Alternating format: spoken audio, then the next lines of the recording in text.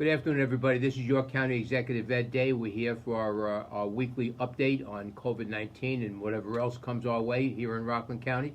I'm here with my Communications Director, John Lyon. He is standing by. He's been taking your questions. We have just some updates before we get into the questions. We've been in Phase 3 of the New York Forward Plan for a full week, and we'll enter Phase 4 next Tuesday, July 7th. The businesses that will be eligible to reopen as part of Phase 4 include filming and media production activities. They can resume with a limited capacity of 50% in indoor areas. Low-risk outdoor arts and entertainment like zoos, botanical gardens, nature parks, and historic sites. These types of places can operate at a 33% capacity. And low-risk indoor arts and entertainment museums and aquariums which can operate within a 25% occupancy limit. Some industries which are not currently included in Phase 4 are gyms, movie theaters, and malls, and there has been a lot of conversation about all three of these. And there is no date set either. These were originally thought to be in Phase 4. The governor has chosen to pull them out of the phase reopening, and we don't know when they'll be able to open up, and that's one of the things I want to speak to next. So everybody understands exactly what the process is, because I hear all different kind of things that we hope we don't open too quickly. We're not opening fast enough. Of course, that's half and half right there. But there is a process, and again, I've said this before. The process is very clear with one guiding thought: safety first and people always. That's how we proceed. We use metrics, we use data. You cannot see this computer over here, but it's a lot of information that I got over there on this particular issue of COVID-19 and the way we are opening up. The governor now, when it comes to malls, he suddenly, and I mean suddenly, is demanding that HEPA filters be installed in HVAC systems before allowing large malls to reopen. Now, here's only one problem. There is absolutely no proof that HVAC systems are responsible for transmitting COVID-19. In fact, we saw and affirmed a number of scientific assessments that concluded that COVID virus is spread by respiratory droplets and is not an airborne pathogen, much like Legionnaire's disease was, those of you who remember that disease. We have asked repeatedly during our regional control room calls for actual science or data on this issue, and none had been forthcoming from New York State. And this is frustrating, because this is exactly what the governor has said he's going by, and we as a county executives, the 7 of us in the Mid-Hudson region, are supposed to have some say and some insight in order to implement these plans. At our insistence last week, we were briefed by the State Department of Health. We asked last week that the State Department of Health come in and brief us on this particular issue, and at yesterday's meeting they did. To say that the meeting, from my perspective and other county executives, was embarrassing would be an understatement. We asked the hard questions: what data do you have? What are you going by? We got generalized commentary from both the doctors on the line. They did not give us anything of substance to work with. They did not give us any data or metrics they were using. It was just a general commentary about social distancing, and we don't know what may happen. It was very, very vague. But the telling moment here, and some of you might recognize the name, Dr. Vadian. Dr. Vadian is a noted entomologist. He worked here in Rockland County and also in Westchester County. He is now in Dutchess County. He can write a book on this, and the treatment of him on this line did not recognize the stature this man has. And it's very, very frustrating, having seen him work in the measles epidemic here in Rockland County. He did an amazing job. He knows what he's talking about. Interestingly enough, the pushback was very strong. We were very annoyed at the way this was going, because the lack of understanding of what is in play is very, very frustrating, because we're supposed to be making decisions based upon information we have. Interestingly enough, 5 hours later at 8:15, we got emails sent out by the governor, and now became the sudden interest in this one specific air filtration approach. And we don't understand why nobody in the industry even agrees with that. So this is very, very frustrating for all of us. And we are not letting up on this, because, as I said, I've been over to our local mall, the Palisades Mall. We have the Galleria Mall in Westchester County. We have other malls in the Mid-Hudson region, and we have malls open in Connecticut, they're open in Jersey, they're open in Massachusetts. Now, those three states have an infection rate lower than New York State. In point of fact, they are usually within the top 5 or 6 for having the lowest infection rate. One of the points I raised, these malls are open. We've been told repeatedly by the governor we're using a regional approach, both in-state and outside state. As you all have read, you've read about the famous commentary about people from other states can't come to this state, and this is a joint operation between Jersey, Connecticut, and New York. Why is the same logic not being applied? And what I said to the doctors is, if they are doing it there, I'm presuming that you're speaking to your counterparts in those states, because if you believe there's something injurious there, where do you think Rockland residents are going? They're going to Jersey malls, because that's where the mall is. Connecticut, Westchester and Putnam residents are going to Connecticut. Dutchess residents are going to Massachusetts, going to malls that ostensibly are not safe. If they're not safe, why are you allowing our people to go there and come back with what your concerns are of having the COVID-19? It just is completely illogical. I'm going to keep being very strong on this issue, but to be clear, I will never ever push to have something done that I believe, based upon the science and the data, is going to be injurious to anybody in this county. That will be a non-starter.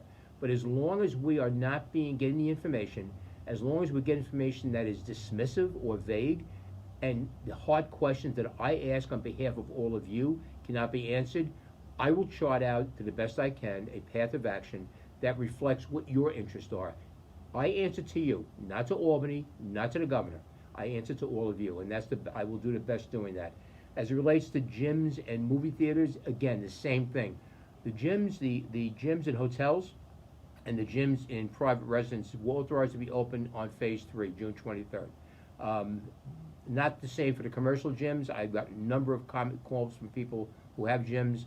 They don't understand why this is an issue when they have safety plans. Movie theaters, same thing. If you can do the social distancing properly, maintain seating distance and all that, there probably is no reason you can't go to a movie. But again, we don't find anything that would stop it, but we're not having information shared with us from the state that will give us a chance to at least have a discussion about it. We are trying in this control room settings to bring information back to Albany and to the State Department of Health and to the governor's office to help them. That's what we are trying to do, because we have the same best interest and concern, the people of the state or the people of our communities. So that's where we're coming from, and I just want you all to understand that about how we approach this, what we will and will not do, and what we will base those decisions upon. Okay. And John, I guess we have a few questions. Yeah. I can stop talking now. You can take a break, have a sip of water. We'll get into the questions. Thank you, everyone, for submitting them today. Really appreciate it to know a little bit what your concerns are and what's going on. So people are getting back out there on the roads, and some have noticed and are asking, why are there so many potholes on the roads now, and why weren't they fixed when everyone was home? Okay, very good. First of all, there has been quite a bit of road work, and let's clarify something. We have 3 basic roadways here. We have county roads, we have town roads, and we have state roads. So they're separate and apart. We can't work on other roads, and other towns cannot work on county and state roads. So they have to be done by that particular entity in order to have the roads fixed. We have been doing quite a bit of road work on our county roads. We have 170 miles worth of county roads. A county road you can see by the fact of a blue sign with the gold lettering and gold trim with the number in there. That's a county roadway. Just so you're aware of it, when you see roadways with the white background and black numbers such as 304, 303, 59, 202, those are state roadways. The ones that have nothing on them are typically town roadways. If you have a problem on a specific road, I urge you, please report it to the municipality that has jurisdiction over it. For example, like as I said, Rockland County can only work on county roads. We have been filling potholes. When we get a break in the weather, even during the winter, we've been filling potholes. And again, the dynamics of living in the Northeast are very simple. Unlike Florida, and I had a place in Florida one time, they don't deal with snow.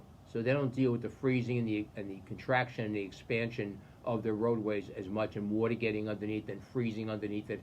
That's what creates potholes. They don't deal with that. Here in the Northeast, we have to deal with that. And we have been out there even during breaks. I've seen my crews out there during the winter when it was a little warmer. They could use coal patch just to try to stay ahead of it. The fact of the matter is this: many of the roads you see here with problems are typically state roadways.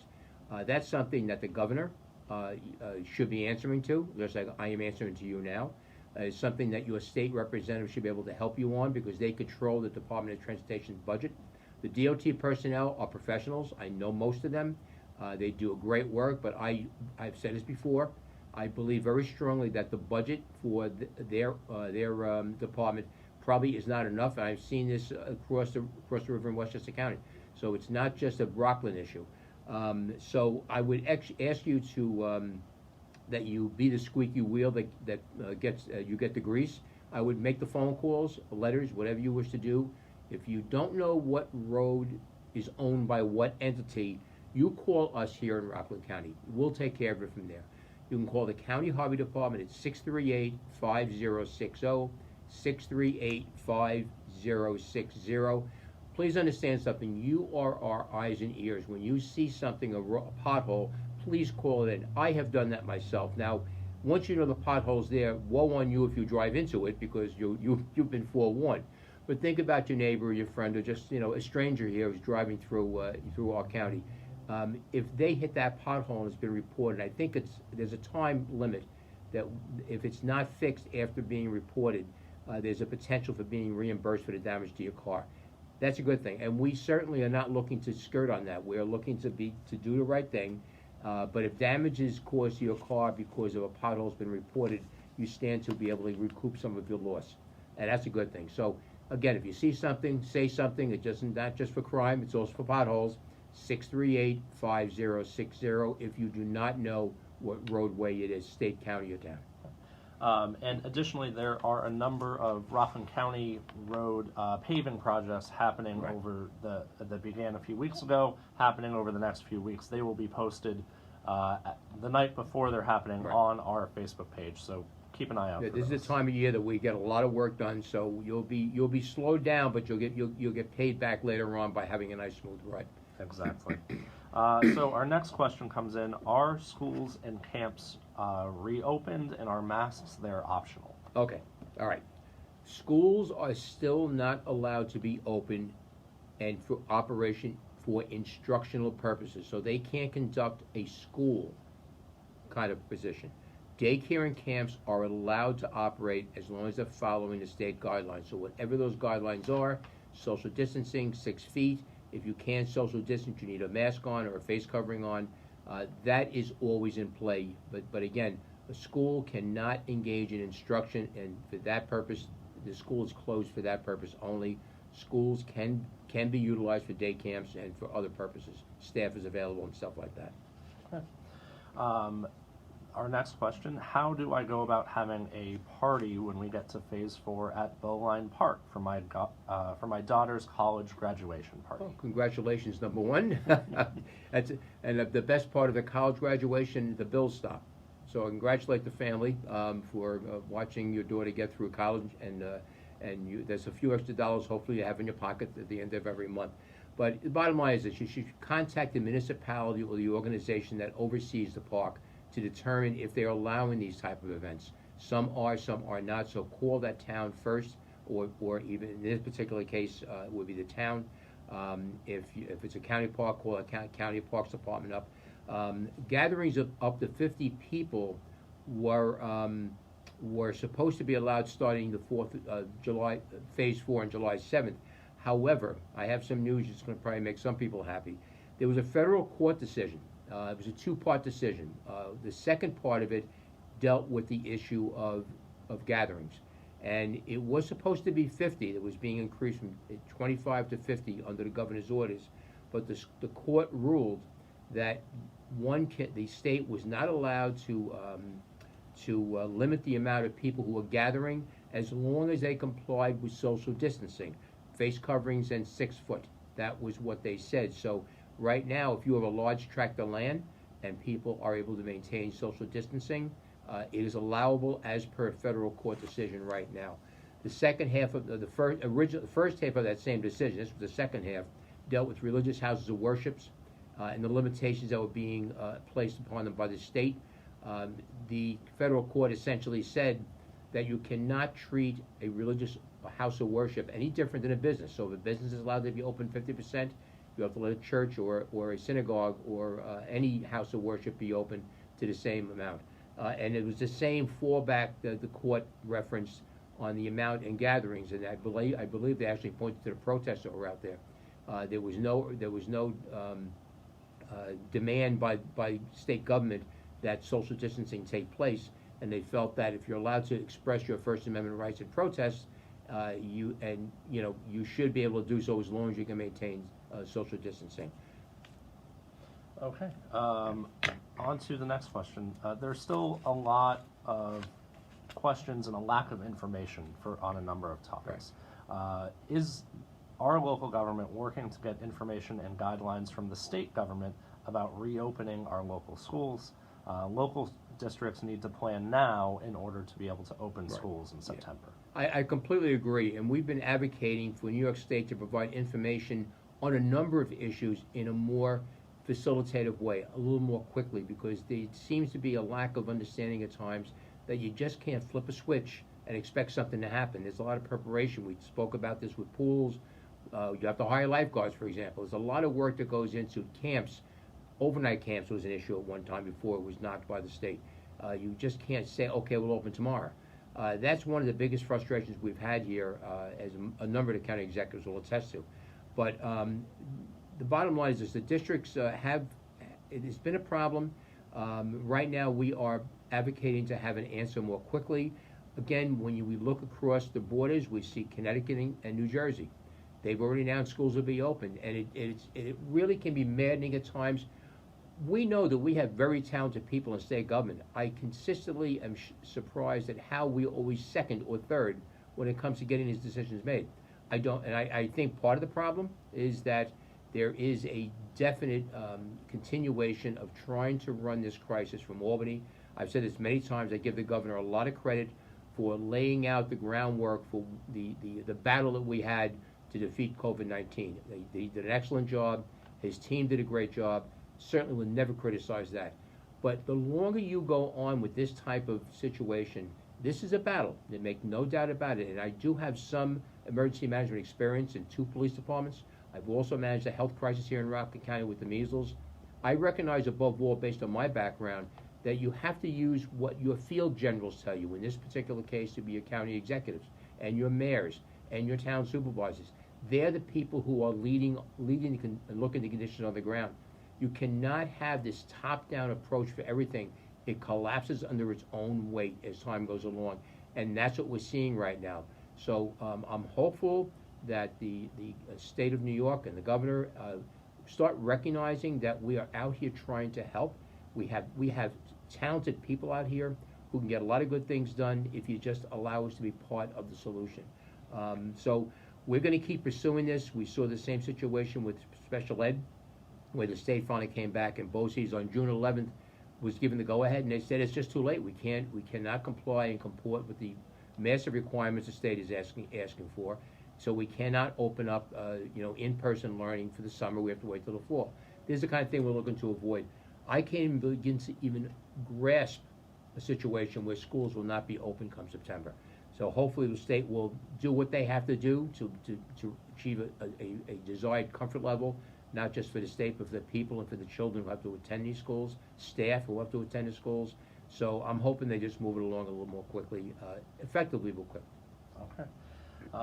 And currently, testing for COVID-19 can be conducted for free if you go to a New York State-operated site. Do you know how long this will continue?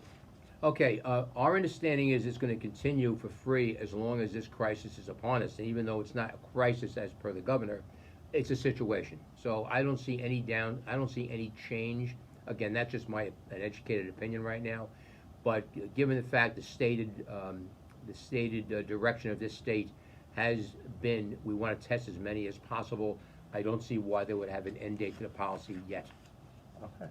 And circling back to a school-related issue with this last question, why are East Ramapo schools being given the green light to host summer camps inside Okay. some of their buildings. All right, this is something I know that's been, I've gotten many messages also. Let's take a step back. We have the governor's executive orders, all right, emergency orders. Those emergency orders said very simply, schools are not allowed to be open for educational purposes. This goes back a couple of months and then some. What schools were allowed to be open for during that period of time, going over the past number of weeks, is they've been allowed to be open for food delivery, the children who get meals, allowed to be open to get assignments for pickup. Some kids did not have, an ability to get on a computer. Staff was allowed to be in the schools. There was no limitations on staff. So the schools were allowed to be open for everything except instruction. That's what it came down to. Summer camps are not considered an educational activity, all right? And this is not just limited to East Ramapo. I know my good friend Jim Monahan, supervisor at the town of Stony Point, he and I both served in the NYPD together. Great guy, he really is. People in Stony Point have a hell of a supervisor. I should have said hell. A heck of a supervisor. But he used one of the elementary schools as an ad hoc camp, as it were, when you had inclement weather. He could not do that either. So it's a number of schools were engaged in helping the towns out for the town summer camps. The decision to open the school for any purpose rests solely, completely, and totally with the school district and the district superintendent. That is the simplest answer I can give you. So if a school chooses to open up to help out a camp, that is their call. The town has no decision, county has no decision, the governor has no decision in this. This is, strictly speaking, a decision by the school district. So that is their call. So if East Ramapo, I had read the same thing. I believe they're leasing some of the schools out. I have certain concerns, as many of you do have. But again, that is the decision made by the district superintendent and the school district board themselves. And that's something I believe they actually voted on. Also, as a reminder, when you see these things, I got a picture of kids in a school. I have no idea what school it was. I appreciate you sending them in to me on Facebook. It's good for me to see, because it gives me some sense of what you're seeing, and that's very, very important for me to be an effective representative of you and your families. That said, when you see something like this, please call the local police department. They're not going to arrest the children. They will respond. Most departments, the police officers will get out, get a hold of people who are responsible, explain to them that the children are not following the rules, they should do this, that, or the other thing, or whatever the issue may be. But police officers are a mobile response to things out on the street. They are a primary mobile response on things that aren't medical and are not fires. So they understand that. They're the only part of government that is authorized to enforce the orders of the governor, the emergency orders. So they specifically are charged with a responsibility. And again, I urge you to call the police.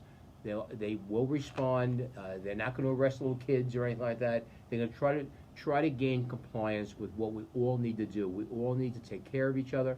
And we do that by practicing what we believe right now to be some of the most effective things we can do, is face coverings and social distancing. Some will argue with that, and you know something, you might be right. But right now, you can't argue with the fact that the strategy laid out by the governor initially, and again, there were a lot of missteps, but we're in a good place right now here in New York State as its entirety. Mid-Hudson region is doing very well. So we have to acknowledge at least some of the things we're doing are working. Maybe not all. We may find out, like we did with people who were inside, that the spike happened. A lot of people got sick who were indoors and not going out at one time. There's questions about whether masks are helpful or not. You know something? Anybody who tells you they have all the answers to this situation is not being forthcoming to you. I'm telling you honestly, we're making our best guesses here. They're educated guesses. They're based upon metrics and science that we have available, and data also. And it seemingly is working. So I would say we stay the course, do the right thing, practice those measures as long as as whenever you can. I also want to mention, speaking of masks, perfect segue. We have been doing a number of things with PPEs, our personal protective equipment, and even especially masks, because they are being used by many people. We're trying to help veterans. We're trying to help small businesses. We're trying to help our seniors. Here and there, when we have extras, a lot of them a lot of these masks are donated by businesses, and we try to get them out to the people who need them, because it just seems to me the right thing to do. If businesses are donating something to county government, well, county government is you. You are the people. 325,000 people in Rockland County. That's who those masks belong to. So we decide how we can best get them back into the community. So tomorrow and Thursday from 11 a.m. to 1 p.m. over at the Rockland County Office of the Aging, and that's up at Pomona at 50 Sanatorium Road, building B as in boy, B. Between 11 and 1, we'll be giving out the masks, a couple of masks per person. So you just stay in your car. We'll have personnel out there who will be able to hand over masks to you. If you want to pick up a couple of free washable masks, they're there for you. Okay.